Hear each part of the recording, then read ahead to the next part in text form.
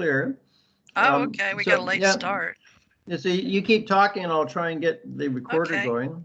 Well, hi, everybody. Revolution Radio is my family here on planet Earth. We're with Brian Rue of Canada, and I'm of the United States of America. And we are coming to you live from New York. No, actually, I don't know where we're coming in from. LA. Well, I'm from Vancouver, BC, Canada. And what part of Florida are you in? I'm in the Panhandle near Pensacola, the Pensacola Naval Air Base that we just had something happen here recently. So right here in the Panhandle of Florida. I don't know if you're familiar with the way it hangs down, but we just had a tornado. I'm actually glad to be alive. I actually heard it and go over about 1 o'clock this morning. So glad to be alive. Can you hear me? In fact, in the chat, Karen says, we hear you, Theresa. Oh. And Philip says, attaboy, Brian, Karen, yay. Yeah, they hear us fine. Good. Although I cannot access Skype in order to record this right now. Like when I turn on Skype, I get a blank screen for some reason. Oh, okay. Turn subtitles on. Do you want me to, can you see me? No, actually. Okay, well, let me see if I can see you. Your camera's on, right? Yes, my camera's on, and I can record it, I guess. I'll record it. Oh, yeah. Why don't you hit the record button? Okay. Turn on. Uh-oh, it said turn off. Oops, sorry, folks. Well, that you know how to record incoming on Skype? Video. You know how to record on Skype, Theresa? Never have, but you see in the bottom right, there's 3 dots. Do you see that? Yeah. See, that's a menu. Open the menu. At the top, it says recording. It says turn.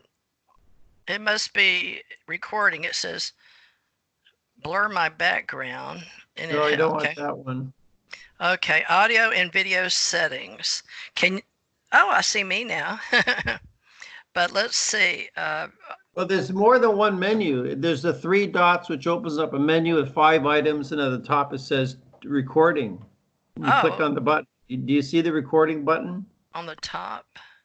Well, maybe it's different for you, right? It might be different for me too. Well, it shows my light and it shows you, but in a. Do you actually see me?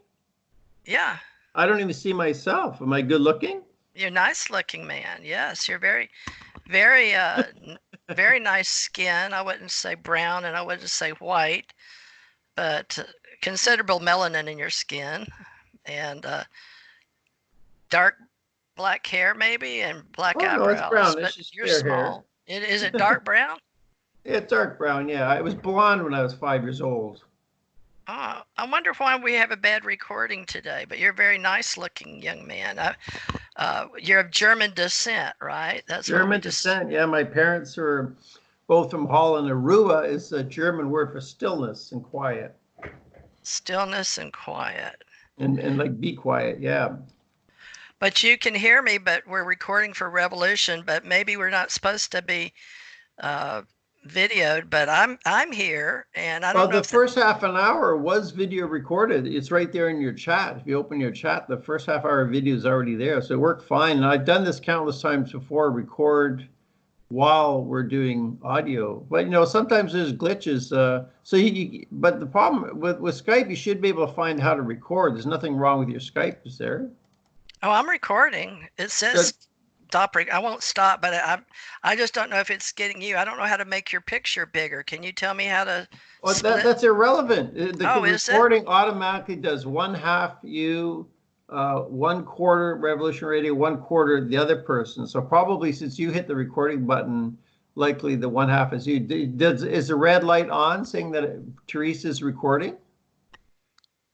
Yes, 4 minutes then that's into it. Then that's it. We just continue the show. Everything's working 100%. It's not necessary for me to see, right? What difference is as long as you can see me, right? Yeah, I see. Then everything's fine. It's not necessary for me to see you or myself. I mean, I do admire myself, and I like to have mirrors to see myself, but I can survive for the next hour and 20 minutes without seeing myself. Okay, well, I can see you. You're in the middle of my screen.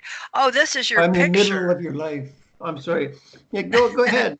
So carry on but with that's your okay. story there, TJ. Well, I don't know if we have to start all over again, but basically, I've been a contactee since I was born, I guess. I was born into this.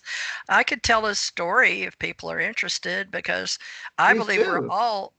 but see, this is just going to be a philosophy and opinion based on experience because you like to deal with our UFO Association, and we're redoing that for 2020 to have several topics, including ET contact movement and the ufology, are those that study the unidentified flying objects that we share as what we think is unidentified flying objects. Right Yeah. now, we were discussing that John Greenwald. Do you know him of the Black Vault? John No, Greenwald. but I've definitely heard of him, but I haven't studied his work. Yeah. All right, he has me in there from years ago from Canada, back when I was sharing classifications and excuse me, somebody just wrote to me. And I can see things in my computer that sort of was funny. It's opposite of what somebody's doing there. But anyway, I just had Jan Aldrich on with me on my show on TJ Mars ET Radio, and you've been on there a couple of times, Brian, at least twice.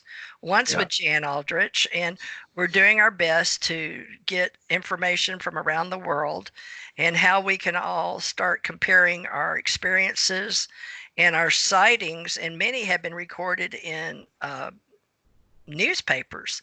And Yeah. so he and Barry Greenwood and many people have worked in the past with CUFO, Central of UFO Studies, the Center for UFO Studies, including myself, Dr. J. Allen Hynek. But I didn't Yeah. work for him, but he asked me to continue his work as a person on an airplane, not a UFO. I That's met, impressive. So you actually met Dr. J. yes, Allen Hynek? I did. I Well, what did. year did he die? 1986, I believe. Wow, because he's such a legend, one of the most legendary figures in ufology. Just for the audience, you can describe. He worked for the government to debunk UFOs, and around 1966, he said, "Okay, I'm going to stop lying and just tell the truth. They exist. Okay, off my back." Oh, okay. So So it's around that time. he saw me reading a book. I was in a jet, and he passed by me, and I was reading Aliens Among Us Are Either Strangers. What was it? I know it's by Ruth Montgomery because I was embarrassed to take it on the plane. So apparently it was to be recorded as a memory for the future in my own experience. Aliens Among Us by Ruth Montgomery, I believe, was the name of the book. But he walked to the front of the plane, and then he walked back, and it was a few minutes, and then 15 or 20 minutes, maybe. I guess he had to get up the nerve to come back through, but he came back through the front, maybe to get a drink or something. I don't remember the details, but he came back by and he said, "Excuse me, do you believe in that?" And I said, "What?" And he said, "The book you're reading." So I flipped it. I remember flipping to look at the name of it and went, "Oh, well, we could talk about that, but Wow, I, wow, what a meeting! Wow. uh, he asked me to come to the back of the plane to Wow. talk with him about it. And I said, "Well, why do you want to talk about it?" But I Did you felt know who he awkward. was? I had no idea who he was. Wow. And I felt awkward. So I let it drop. But he came back up and leaned on the arm and said, "I'd really like to talk to you." So there's nothing to do for whatever hour it was. And I'd really like to talk to you. So I said, "Well," he said, "Please, if you'll come back here, there's an empty seat right across from me." And it was where the restrooms were. And he was in the back, and I asked him why he had to sit back there. Wasn't it uncomfortable because he can't lean back this seat? And he Yeah. said, "Well, maybe, but I'd rather have that because of the safety involved." So he explained Well, I know. it I'm was, a pilot myself. I know as a pilot, you know you're safe at the back of the plane. Generally, oh, like two-thirds back, not at the very back. In case the plane crashes, you got a lot of crush factor at the front, you see. well, yeah, and I don't know, maybe he couldn't get one, two or three seats ahead of that. I don't know. I just know he said it was safer back there. So that was his choice. So that's when we sat there. And then he asked me what I did and was very shocked because I was uh, government. I was an investigator at the time, which I don't know if it was a plan for him to meet me. You never know about this stuff because I had a lot of Yeah. men Well, in what black in year was my life. this? I don't remember Well, because what decade was this? well, it was 80 to 93 was during the time I was flying, 80 And to he died in 94 when I was 86, you flying. said? He It was died in 86. yeah, he was sometimes between 1980 and 94 No, because no, no. I think you didn't see him after he died, right? no, not So in he died in this reality. 86. Hmm. So therefore you saw him before he died. Right. So you Yeah. saw him from 1980 to 86. That's good enough for the Brian Roos show. Well, thank you. Yeah, the reason is it wasn't important to me then. It only became important to me recently because I was trying to write a book and putting all of the experiences I had together because I'd been asked to more over dying, life after death, Yeah. than anything to do with UFOs. I wasn't interested. My brother was, interesting enough, Charles Houston Thurmond, from 1959 in October. He kept a book, and I made fun of him as a child, even though I was the one that had. Maybe he had UFO experiences. I don't remember, Oh, but I do know that I watched Sputnik go over, and I had this Taken experience going up, like the little wow. movie Taken with Steven Spielberg. As a matter of fact, I got asked to speak and do a paranormal panel at one of the Mid South conventions at Memphis Hilton in Wow. 2016 Wow. because I was this little girl like in Taken, and my family, the name was Thomas, and we lived in Lubbock, or my sister lived in Lubbock, and my grandson. So we put the Lubbock lights and the Lubbock story together, and how I had my uncles working at White Sands, and in the second grade I went to visit them Yeah. in White Sands, and they worked at Los Alamos. So the UFO stories started making sense, but we weren't allowed to talk about them because uh, the children, I had a 12-year-old and I think a 10-year-old boy and a 12-year-old girl, somewhere right in there was a relative cousins. I never saw them again, but they were there, and um, one uncle worked there, and one uncle came when during the NASA days later and stayed with my parents in Houston, where I grew up, and my husband that I married worked there at NASA. So all of these UFO stories weren't supposed to be known or put together by the men in black, but I joined the government in May 10th, 1967. Can And I that, just interrupt for a second? sure. I'm still dying to hear the end of the story. I don't think you finished the story. Well, what was the name of the book you're reading? Oh, I jumped tracks. I'm very well known for that. And I don't know if that's my programming or just me. I apologize. Okay. The name of the book, I believe the one that I was reading. Well, when you met him on the plane, yeah, finish the Oh, go story on the back to that. plane. I believe it was Aliens Among Us. That's the name of the Okay. book, Aliens Yeah. Among Us by Ruth Montgomery.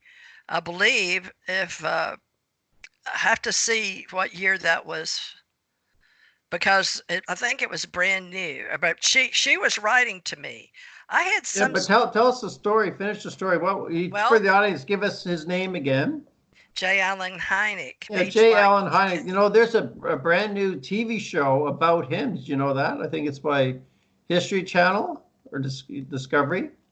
And Richard Dolan's got some episodes talking about it. They're dramatizing his life story now. I J. like Allen Hynek. Richard Dolan. I follow Richard Dolan. I read his book and had him on my radio show once or twice. I liked his wife Karen. Karen and I got to be friends for a while. She came on my Oh, radio show. Yeah. I want to hear that Oh, story, but we should finish J. Allen Hynek, right? So you met this oh. historical figure in the 1980s on the plane, and he wanted to talk to you. You didn't know who he was. You haven't finished the story yet.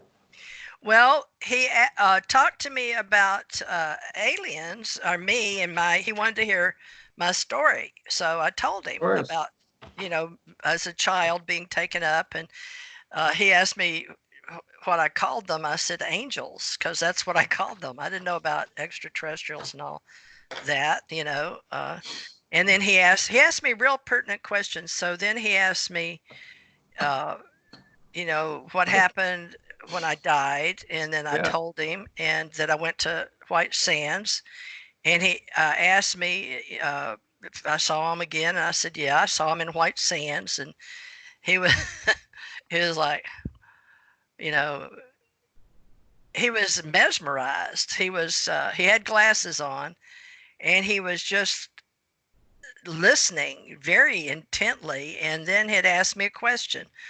So he asked me how I got there, and I said, well, my uncle brought me.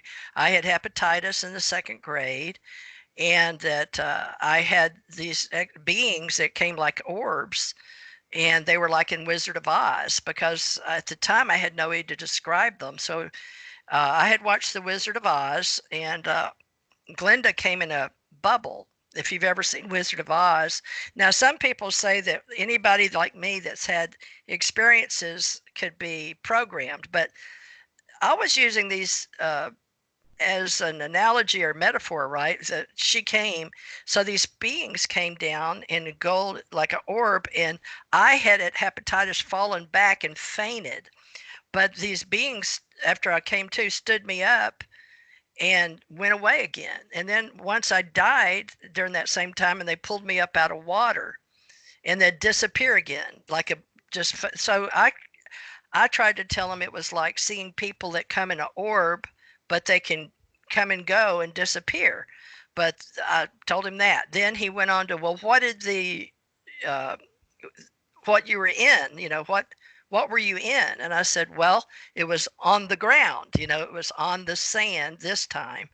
But as a child, I couldn't remember what the cloud looked like that I was in, except it looked like, the cloud maybe, because I was too young at 4 or 5. But the second time that I was talking to him about, was on the ground, and it came overhead and put my two cousins to sleep in White Sands in the sand dunes, and they fell asleep, and I thought that odd, because they're the ones that told me, hey, look, there's I think they said a flying saucer, and we were looking at it, and they went to sleep on the dune. We were up in the white sand dune, and I walked down and went in it, and there was a man there, and other beings there. So I got to see some gadgets. And where I lost people years and years ago trying to tell my story was, to me, it was like an education of humans, children, because I saw several other beings there. But I came back out, and I went back up the hill, and they went away. And then the children that were my cousins woke up, and they remembered seeing it, but they didn't remember what happened. So they wanted me to tell them what happened, and my relatives came to get me, looking for me, my grandmother and my aunt and uncle that took me to White Sands. And then they went down and tried to tell their father we saw a flying saucer, and we got in trouble because he worked at Los Alamos, and he said, don't ever say that ever, I'll lose my job. And we got in a lot of trouble, and my grandmother sort of tapped my knee, and she's never, ever, ever laid her hands on me. But when she touched my knee, I remember it because it was like a spanking, but because we wouldn't stop talking about it, because they wanted to hear my story in the car. And anyway, we were never supposed to talk about it ever, ever again. So I grew up until I was in, I went back. We went back from well, we went to see the caves. You know how you go under caves? Carlsbad Caverns. We went to see that. And then we went to see the Indian reservation, and I got Indian fire, and they put me in a circle and healed me because I caught Indian fire, which is like impetigo. But they said something because it was really bad on my leg from the heat in the summer. I'd gotten like real bad red on my legs, so they fixed it. Then we came back to Monroe, Louisiana, and then my parents divorced, and I had already gotten sick with hepatitis, gone there, come back. Then I go to Houston, and some men come to where I'm twirling fire batons and knives at high school, and they see how ambidextrous I am. So they, are we fixing to take a break? We're fixing to be on a break, Brian. Can you hear me? Did I lose you?